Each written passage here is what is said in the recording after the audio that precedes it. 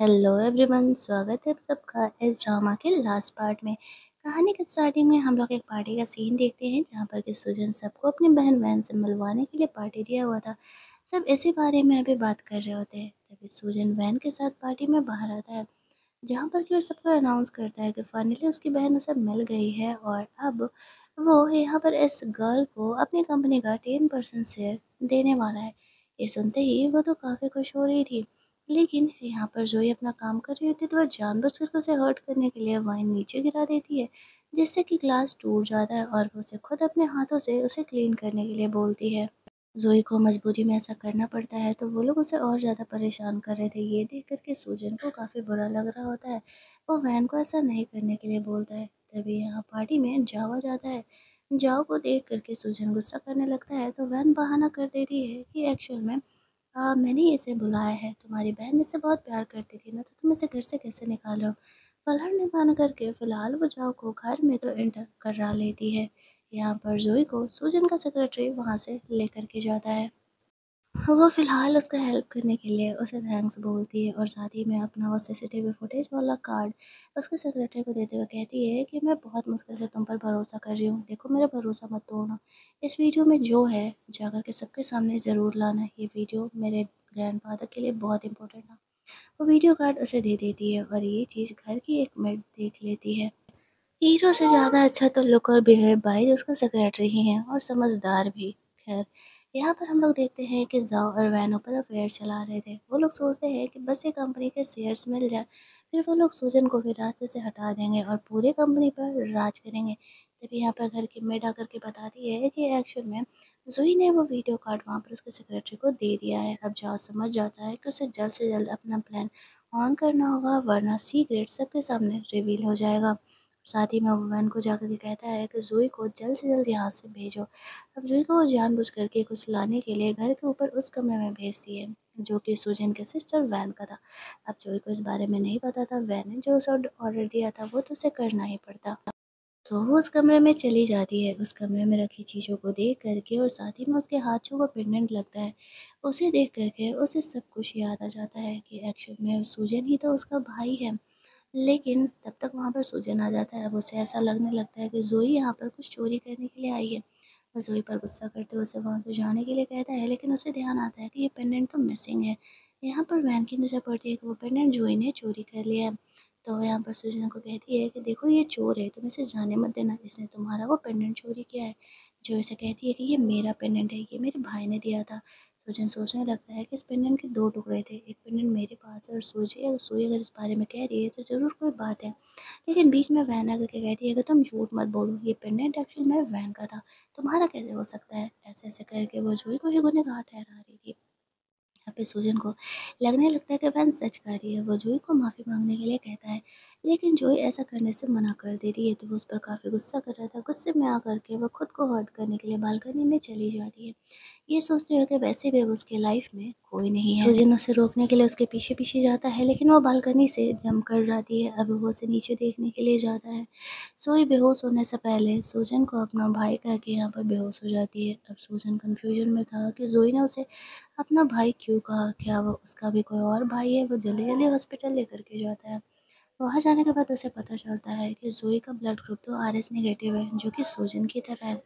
अब उसे बचाने के लिए उसे अपना ब्लड देना पड़ता है। वो समझ जाता है कि जोई ने उसे झूठ नहीं बोला था। उस टाइम जब वो कह रही थी कि एक्चुअल में उसी ने सुजन को ब्लड डोनेट किया है, तो उसी ने किया होगा। वो यहाँ पर समझ जाता है कि हो ना हो जोई ही उसकी सिस्टर है।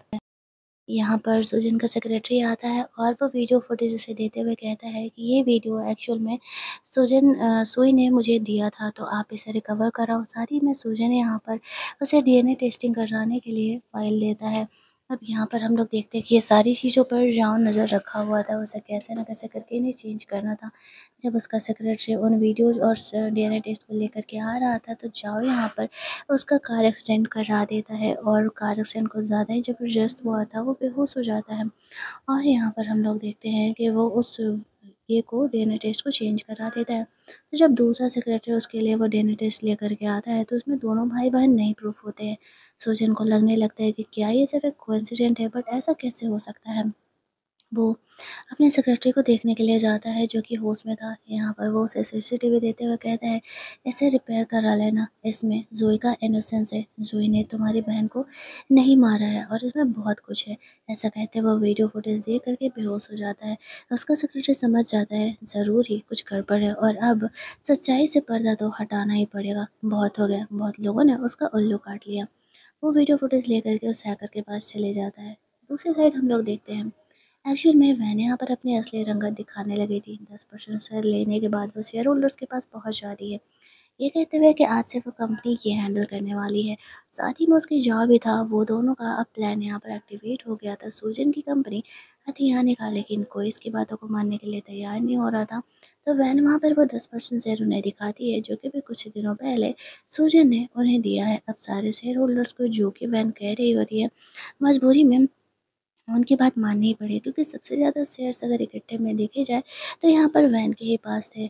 वो लोग यहाँ पर इन बातों को मानने के लिए तैयार हो जाते हैं, लेकिन तभी वो सीसीटीवी फुटेज सामने टीवी में सूजन प्ले करा देता है, जिसमें कि साफ दिख रहा होता है कि जॉन ने उसकी बहन वैन को स्टेयर से धक्का दिया है, जिसकी वजह से उसकी मौत हुई है।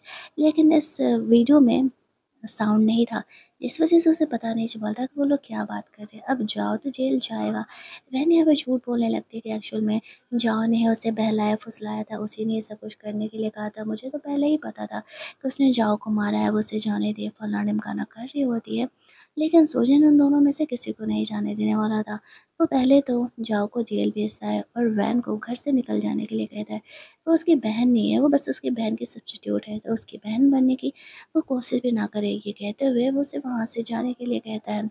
उसे ये भी पता चल गया था ना कि वो लोग कंपनी हथियाने की कोशिश कर रहे हैं, इसी वजह से वो लोगों से ज़्यादा गुस्सा था।